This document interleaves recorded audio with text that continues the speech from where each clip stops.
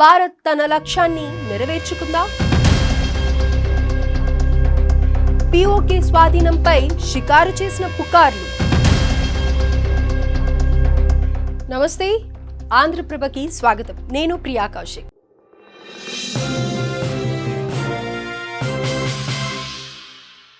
Operation Sindoor శత్రు గుండెల్లో దడ పుట్టించింది.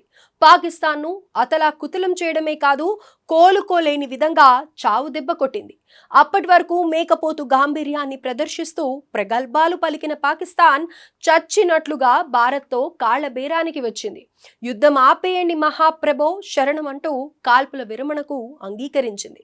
సో ఈ మొత్తాన్ని బట్టి చూస్తే భారత్ తన లక్ష్యాన్ని నెరవేర్చుకుందా అంటే ఎస్, భారత్ తన లక్ష్యాన్ని 100% నెరవేర్చుకుంది. పహల్గాంలో 26 మంది అమాయకుల ప్రాణాలను బలిగొన్న పాశవిక ఘటనపై ప్రతీకారంగా భారత్ ఆపరేషన్ సింధూర్ చేపట్టింది. పాకిస్తాన్ ఆక్రమిత కాశ్మీర్లోని మొత్తం 9 ఉగ్రవాద స్థావరాలను ధ్వంసం చేసింది. ఈ దాడుల్లో 100 మందికి పైగా ఉగ్రవాదులు హతమయ్యారు. ఆ తర్వాత కవ్వింపు చర్యలకు దిగిన పాక్ భారత్లోని సైనిక జనవాసాలే లక్ష్యంగా తిరిగి దాడులకు తెగబడింది. వీటన్నింటినీ సమర్థవంతంగా అడ్డుకున్న భారత్ పాక్ కీలక వైమానిక స్థావరాలపై విరుచుకుపడింది. వాటన్నింటినీ నేలమట్టం చేసి పాకిస్తాన్ను మట్టి కర్పించింది. భారత్లో ఉగ్రదాడులకు పాల్పడిన వారిని, వారికి సహాయ సహకారాలు అందించిన వారిపై కఠిన చర్యలుంటాయని, అలాగే భవిష్యత్తులో ఇలాంటి దుస్సాహసానికి పాల్పడితే సహించబోయేది లేదని స్పష్టం చేయడంతో పాటు ఉగ్రవాదులు ఎక్కడ ఉన్నా వారిని మట్టు పెడతామని చెప్పడమే ఈ ఆపరేషన్ సింధూర్ లక్ష్యం. అయితే పహల్గాం దాడి మత హింసను ప్రేరేపిస్తూ పాకిస్తాన్ చేసిన ప్రయత్నం, ఉగ్రవాదుల పర్యాటకుల మతాన్ని అడిగి మరీ కాల్చి చంపారు. దీనికి ప్రతీకారంగా ఉగ్రవాదంపై ఆపరేషన్ సింధూర్ను భారత్ చేపట్టింది.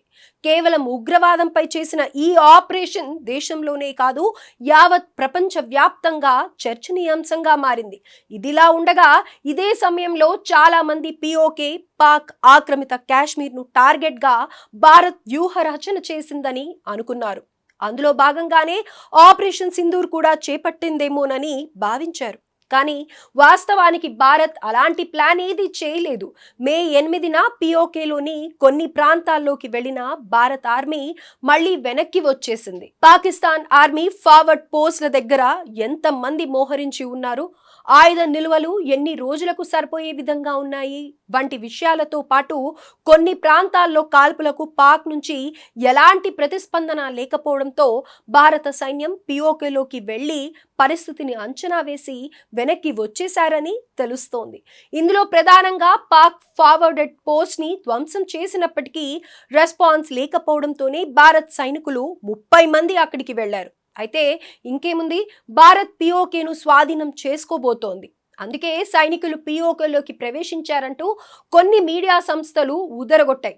అందులో మరో విషయం ఏంటంటే, ఫలానా ఛానల్ ప్రసారం చేసేసింది, మేము చేయకపోతే ఎలా అని పోటీ పడుతూ మరీ ప్రచారాన్ని జోరుగా కొనసాగించడం గమనార్హం. కానీ పిఓకేను భారత్ స్వాధీనం చేసుకోవాలంటే 30 మంది సైనికులు సరిపోతారా? ఒకవేళ నిజంగా భారత్ పిఓకేను విలీనం చేసుకోవాలని ప్లాన్ చేసి ఉంటే భారీగా చర్యలు చేపట్టేది కదా. యుద్ధ ట్యాంకులను పెద్ద సంఖ్యలో మోహరించేది. గుజరాత్, రాజస్థాన్, కాశ్మీర్, పంజాబ్లతో పాటు లడాక్ దగ్గర కూడా ఎంబీటీలను తరలించేది. కానీ అలాంటిదేమీ జరగలేదు. అయినా కూడా భారత్ పిఓకేని స్వాధీనం చేసుకుంటోందోచంటూ పుకార్లు సృష్టించారు. కానీ రూమర్ స్ప్రెడ్ చేసిన వాళ్ళు ఇంత చిన్న లాజిక్ను ఎలా మిస్ చేశారన్నది వాళ్ళకే తెలియాలి.